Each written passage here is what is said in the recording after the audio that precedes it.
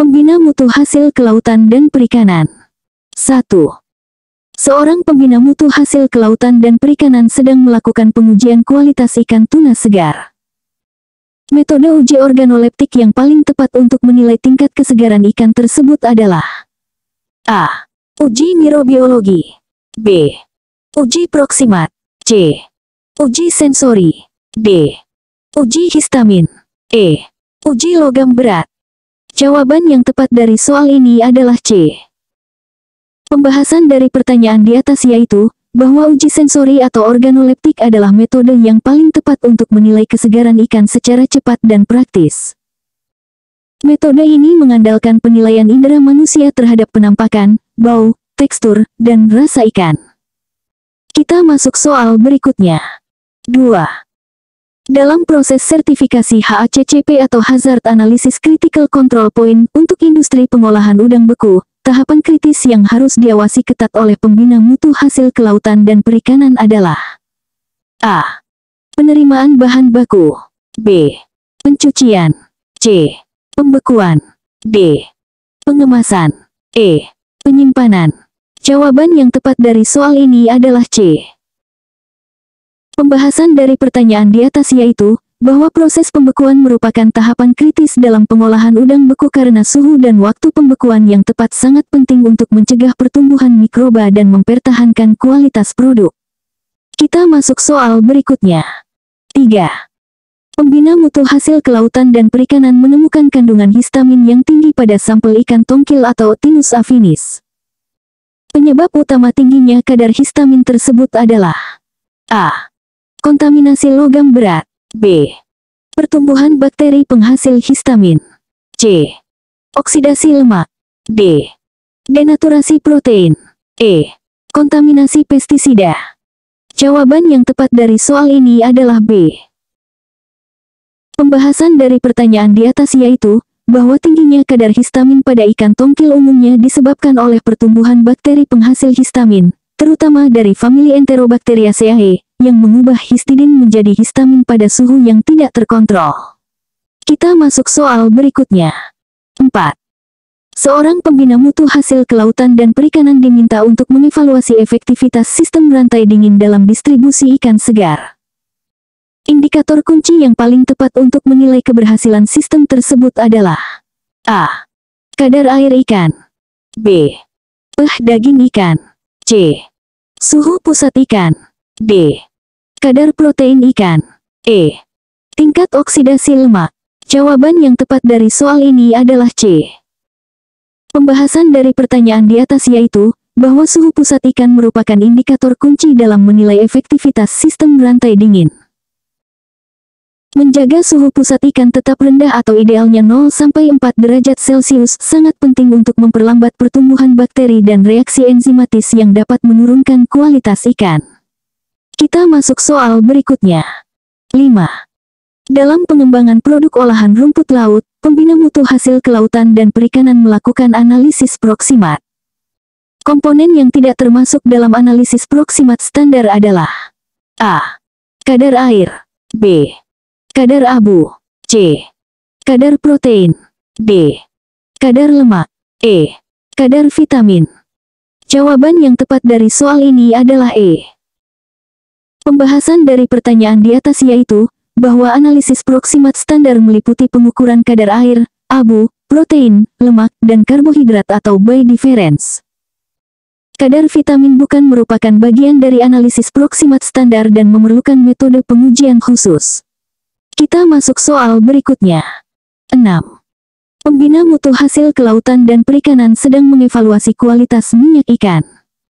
Parameter yang paling tepat untuk menilai tingkat oksidasi minyak ikan tersebut adalah A. Bilangan asam. B. Bilangan iod. C. Bilangan penyabunan. D. Bilangan peroksida. E. Bilangan Reinhardt-Meiss. Jawaban yang tepat dari soal ini adalah D. Pembahasan dari pertanyaan di atas yaitu, bahwa bilangan peroksida merupakan indikator utama untuk menilai tingkat oksidasi pada minyak ikan. Semakin tinggi bilangan peroksida, semakin tinggi tingkat oksidasi yang terjadi, yang menunjukkan penurunan kualitas minyak ikan. Kita masuk soal berikutnya. 7. Dalam proses pengalengan ikan sardin, pembina mutu hasil kelautan dan perikanan harus memastikan tercapainya sterilitas komersial. Kombinasi waktu dan suhu yang paling tepat untuk proses sterilisasi adalah A. 100 derajat Celcius selama 30 menit. B. 110 derajat Celcius selama 60 menit. C. 121 derajat C selama 15 menit. D. 130 derajat Celcius selama 5 menit. E. 140 derajat Celcius selama 1 menit. Jawaban yang tepat dari soal ini adalah C. Pembahasan dari pertanyaan di atas yaitu, bahwa sterilisasi komersial untuk pengalengan ikan umumnya dilakukan pada suhu 121 derajat Celcius atau 250 derajat Fahrenheit selama 15 menit. Kombinasi ini efektif untuk menginaktivasi spora Clostridium botulinum dan mikroorganisme patogen lainnya, sekaligus menjaga kualitas produk. Kita masuk soal berikutnya. 8. Seorang pembina mutu hasil kelautan dan perikanan diminta untuk mengevaluasi tingkat kesegaran filet ikan nila yang disimpan dalam es. Indikator biokimia yang paling akurat untuk menilai tingkat kesegaran tersebut adalah A. Total volatile base nitrogen atau TVBN. B. Trimetilamin atau TMA. C. K-value. D. Thiobarbituric acid reactive substances atau TBARS. E. Biogenic amines. Jawaban yang tepat dari soal ini adalah C. Pembahasan dari pertanyaan di atas yaitu, bahwa K-value merupakan indikator biokimia yang paling akurat untuk menilai kesegaran ikan, terutama pada tahap awal penyimpanan. K-value mengukur rasio produk degradasi ATP atau inosin dan hipoksantin terhadap total komponen terkait ATP, memberikan gambaran yang lebih sensitif tentang perubahan kesegaran dibandingkan indikator lainnya. Kita masuk soal berikutnya. 9. Pembina mutu hasil kelautan dan perikanan sedang melakukan evaluasi terhadap metode pengawetan ikan asin. Faktor utama yang mempengaruhi efektivitas pengawetan dengan metode penggaraman adalah A.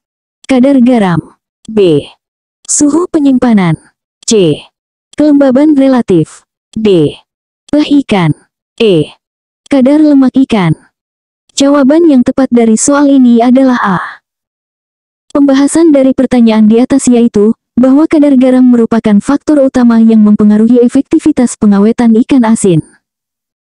Konsentrasi garam yang tepat atau umumnya 15-20% akan menghambat pertumbuhan mikroba, mengurangi aktivitas air, dan memperpanjang umur simpan produk. Kita masuk soal berikutnya. 10. Dalam upaya meningkatkan nilai tambah produk perikanan, pembina mutu hasil kelautan dan perikanan mengembangkan produk gelatin dari kulit ikan. Karakteristik fisik yang paling penting dalam menentukan kualitas gelatin adalah A. Viskositas. B. Kekuatan gel atau bloom strength. C. Titik leleh.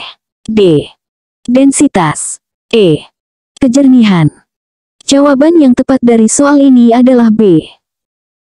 Pembahasan dari pertanyaan di atas yaitu, bahwa kekuatan gel atau bloom strength merupakan karakteristik fisik yang paling penting dalam menentukan kualitas gelatin.